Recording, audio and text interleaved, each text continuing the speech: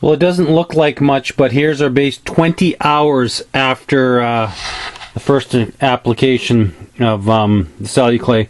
As you can see, it's still soft in the thicker spots. You can see where it's darker over here and it's lightened up. The lighter areas are the areas that have dried, and the darker colored ones are still kind of wet. Basically what you have to have is all the fluid, all the water evaporate off and out of the Celluclay to dry it up. But right now we're firm enough that we can actually get to the next step, and that's going to be masking off the base again. We peeled the mask off last night so the Celluclay wouldn't adhere to the masking tape and make a big mess. So we're going to reapply the masking tape, and then we're going to go ahead and we're going to spray some color on this base to show some of the dirt color that would be underneath the grass. Hey guys, Glockster42 here. Alright, we're going to carry on with this groundwork on this diorama I'm putting together. Now as you can see, we're 24 hours after the fact.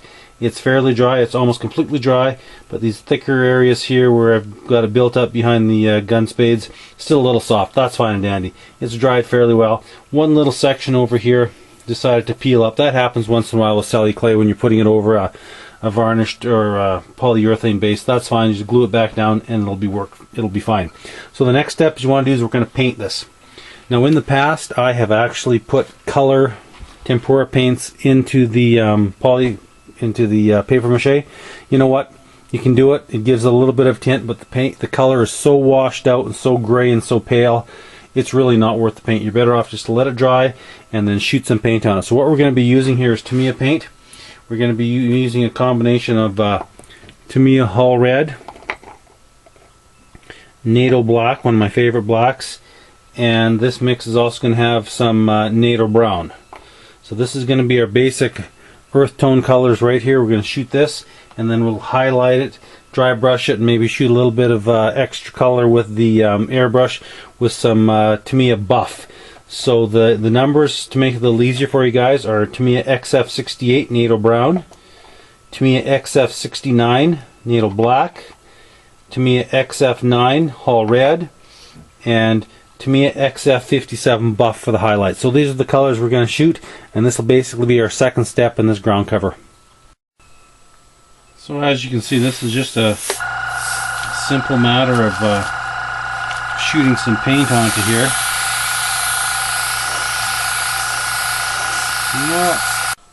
Well, there you have it. Got the second step done here. The base is painted up with the Tamiya paints. Well, this will need to dry. I'd like to let it dry at least overnight because the paint will penetrate right into the Celluclay. So the next step after this, guys, is actually going to be placing the bigger pieces, the cannon, the gun, and the carriage, getting them spotted on place, and getting the rest of the little ancillary items, all the little small stuff, the shell casings and all that stuff painted up and ready to go. This needs to dry overnight, so we'll let this first thing tomorrow morning. We'll actually be able to put down some static grass and some flowers and all that kind of good stuff. So that's the next step. So stay tuned, guys, and we'll get some grass on this puppy and we'll get her done here shortly. Thanks, guys. Later, bye. Okay, here's what we're going to be using for this base. This is the base there. It's the Celluclay mixed up. We've got a whole variety of things at our disposal to use. Not necessarily going to use them all for this project, but I just want to show you guys what you can do with this. So first of all, we've got the Woodland Scene Static Grass. This is a really good value at 12 bucks for this whole big jug, versus say something like these smaller ones. They're going at $5.99. We've got a flock meadow and a arid grass. But as you can see, this is a lot better deal with the woodland scenes. And we also have some burnt grass. I'm going to use that in the middle. And I have a whole series here of Army Painter stuff that I found at the local Dungeons and Dragons, I don't know, the games workshop guys. We've got Metal Flower, Jungle Tuft, Highland Tuft, Swamp Tuft, and Poison Ivy. So these aren't cheap. These are $6 US each a piece. So I don't know how much of this stuff I'm going to be using, but since I want to base this as in a country meadow, we'll be using a lot of the wildflower mixes. We also have the Woodland Scenic Cement. We'll be using that for the grass, and some good old Elmer's white glue for a little bit of thickening. We've also have the, I don't know, not sure how I'm pronouncing this. I think it's German, Heike, right there. Have some of the longer grass here. Going to be using some of this as well, in bits and pieces. And so let's go ahead and get some glue on here, guys. We'll spot the gun, and we'll figure out how we're going to do this. So the basic gun is going to sit just here, as you see it here. This area where, I guess you could say, the working area of where most of the action would be is going to be done up in. It's going to be done up in a burnt gray, a burnt grass, as in, you know, lots of traffic, few bare spots, fairly beat up right in the central area. And then as it radiates around, especially in the front where you wouldn't have that much foot traffic with the gun emplacement, we're going to have it more of the greener grass here. So what I want to do is go ahead and just give this a light marking out with the area where I'd probably want to have a little bit more of the burnt grass, not burnt grass, but the lighter colored stuff that it's got in high traffic area. The rest of this we can do a lot more greenery, a lot deeper grass color. So let's go ahead and get start. We're going to start with our burnt grass, a little bit of arid grass, and just a little bit of the light green. So I've got an old brush here. We're just going to take the scenic cement. This stuff apparently is sprayable as well. I've never used it like that. My airbrush is pretty fine, so I'm not sure how it would shoot it out. We're just going to use this old brush here and brush it on. I hope this stuff is thick enough. I've not used this for static grass.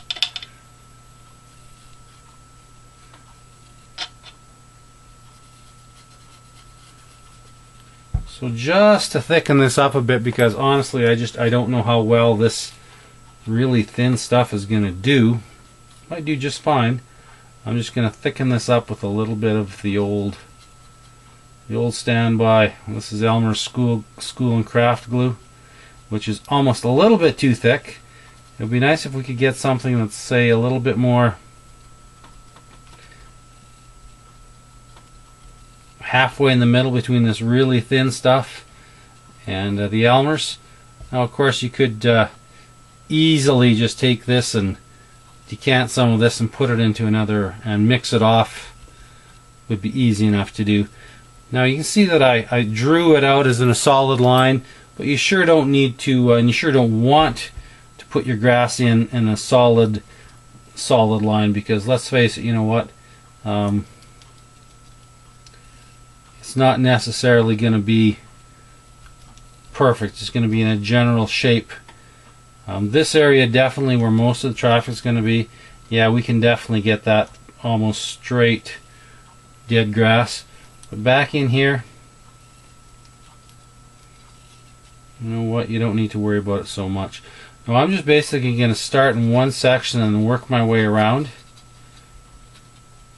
Now, I gotta tell you this stuff makes a real freaking mess. So what we'll do is we'll pour it off once we're done into a top of a model box, and you'll want to get out your vacuum cleaner and get it cleaned up here right away. You sure don't want to leave a mess in your bench, especially if you're like me. You're downstairs here. All your work, all your painting and building is right in the same bench. Kershaw Clash 1605.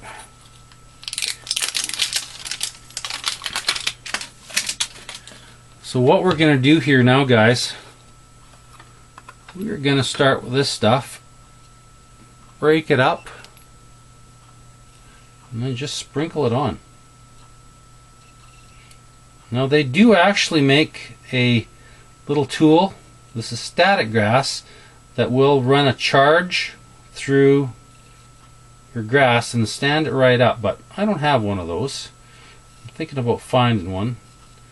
So what we're going to do is we're going to get all this good stuff on, and then we're just going to blow it off to stand it up.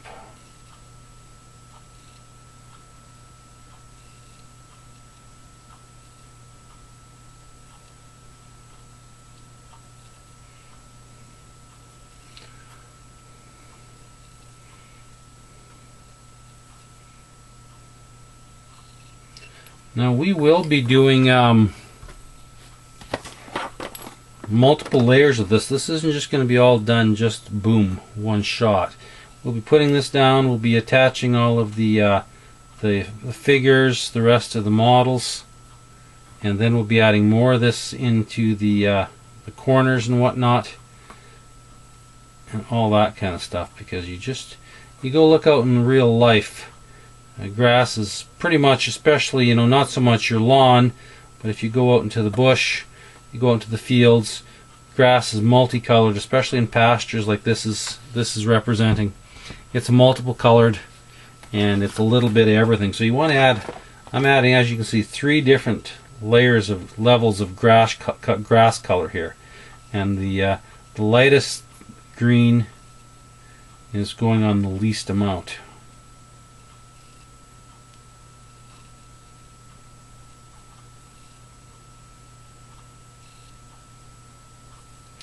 Now remember, this doesn't have to be 100% coverage, because high traffic areas, grass will get wore down right back down to the earth. That's why I painted this up first, to make sure we had a good earth tone on it. Alright, let's get a little bit more in this corner here where the traffic's not so high. Alright, that's a pretty good representation of the grass there. Let me just zoom this in for you guys. Oh, sorry, going the wrong way. Yeah, it doesn't look terribly spectacular on camera, but I tell you, it looks not too shabby already. So the next thing we have to do is we're going to get ourselves a model lid box, move this piece of armor off, and you take a little bit better look at it. Like I said, not too impressive from there. We'll just pull back a bit here and just adjust the camera a bit here for you guys. There we go. Alright, so what we're going to do now is I'm going to stop the camera here. I'm going to take this off, and we'll dump it out into a model lid box and give it a little puff and see how it goes. Okay, so it's just as easy as taking a model lid box like this. Now the nice thing with this, once you're done, you're going to have a mixed grasses here. Just give it a little pop like that and take it up.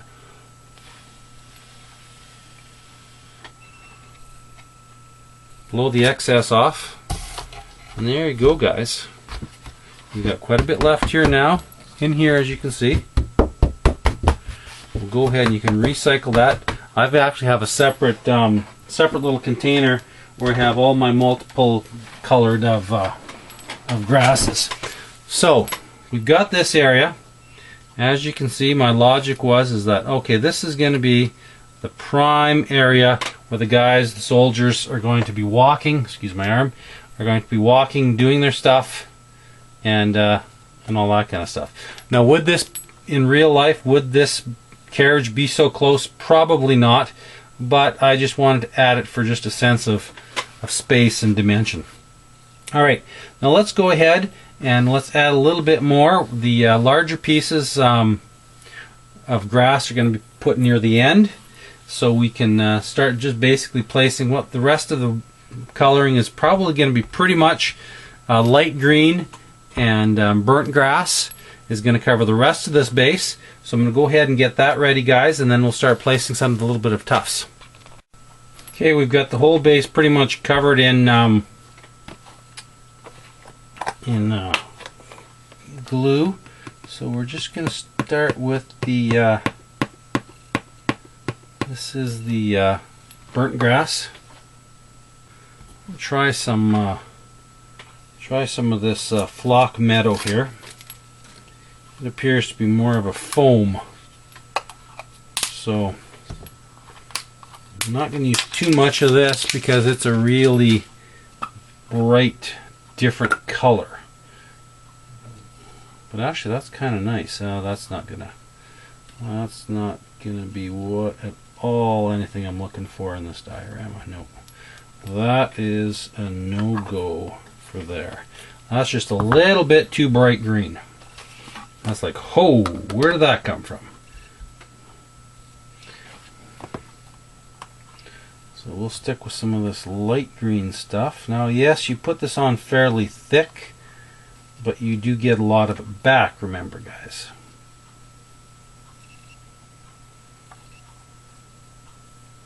Alright, here's the first layer. Now keep in mind, this is not, we're not done. This is not a one and done. Let's knock this off, have a look at it, and see where we go from here. Okay, there's the basic of the grass. Now we're going to start adding a few more of the larger tufts, and I think we're going to start with the I'm kind of liking the jungle tuft. It looks like it's a good color. So that's this one here. That's Army Painter's Battlefield Jungle Tuft, 6mm. So let's get some of this stuff spotted out. I'm going to grab a set of tweezers and we'll put these down with tweezers, guys.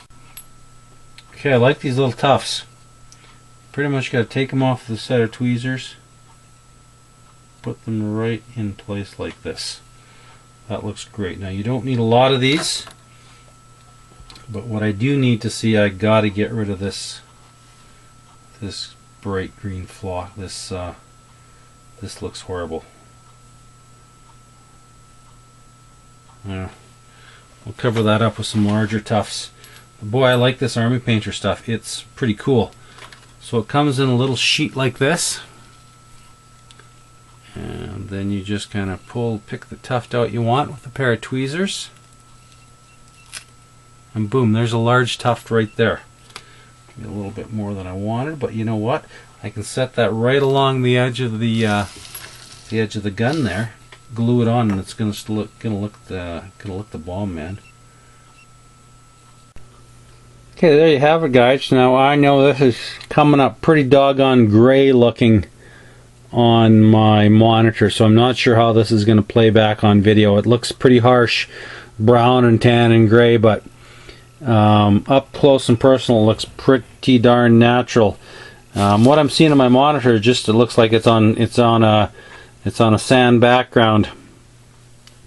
But I can tell you, it looks like it is in the Russian steppes, just like I wanted it to, with the height of summertime, and the flowers are just starting to bloom out. Dandelions really is what I'm meant for. Unfortunately, this looks awfully washed out, so it's not giving it a true representation of that pale green. That is definitely a pale green, not so much of a gray. I'm almost thinking about maybe trying to find a little bit of bright green static grass and throwing on there and going from there. But all in all, I'm kind of happy with it, guys. So my point of this was not to show you how to build a diorama, but how to do a simple, realistic, and quick ground cover. So there you have it, guys. Glockster 42 Alberta scale model. I really appreciate you guys tuning in and watching what I'm building. Like I say, I just wish these colors were a little bit more vibrant on the screen. But that gives you just a good idea, guys. You can take it from there and do it however you want. If you want to do it a brighter green, go for it. Knock yourselves out, have fun. But the big thing is, guys, don't be sitting on a big, huge 5, 10, 15, 20-year supply of models when you could be building it. Turn off YouTube or bring the YouTube channel down to your workbench and get some models built, guys. All right, thanks for watching. Later.